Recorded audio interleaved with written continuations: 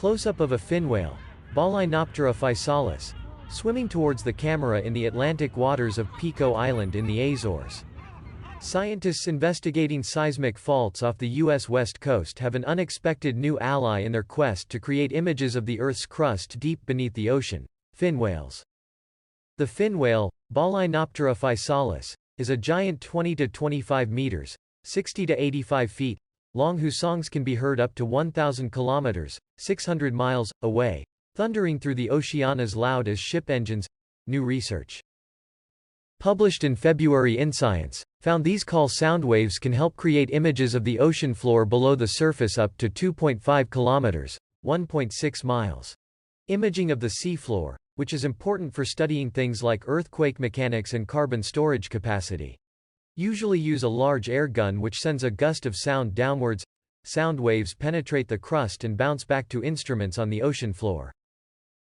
Carries information about the structures through which it travels, but such surveys are expensive. And the concussive sound of guns can distract marine mammals that use sound to communicate. It's actually pretty cool to have another source of information, said study co-author Václav, a seismologist at the Institute of Geophysics of the Czech Academy of Sciences. Then at Oregon State University, studying earthquakes on the Blanco Transform Fault off the coast of Oregon in 2012 and 2013. When he noticed strange readings on seafloor seismic instruments, the readings matched the frequency of fin whale calls. Whale vocalizations appear frequently in recordings of such instruments, said Emily Rowland, a marine seismologist at the University of Washington who was not involved in the study. Seismologists usually view these signals as interference, however, noting that some signals only appear on the seabed instrument seismometers. One that measures vibration. Their audio microphone does not pick up sound properly. This means the signals don't come directly from the whales, but echoes that bounce back from deep in the Earth's crust. In order to use these signals for imaging, it must determine the location of the whale. This is possible because each whale call makes two waves. One that travels directly to a seismic station on the ocean floor, and another that bounces between the ocean floor and the surface before hitting the same station. By comparing the arrival times of these two waves, one can calculate the approximate location of the whales. Fin whales sing loudly for 1 second.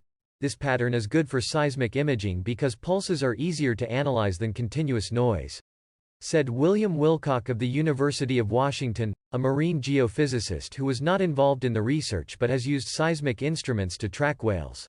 These whales are found almost everywhere except the ice-covered Arctic, he notes, so their calling is potentially used in many areas.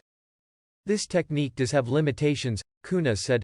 Fin whale songs have a limited frequency, which means the subsurface images are not as sharp as those made with an air gun. Besides, the relatively flat seabed is necessary to track whale positions and use their sound for data analysis with just one seismic station.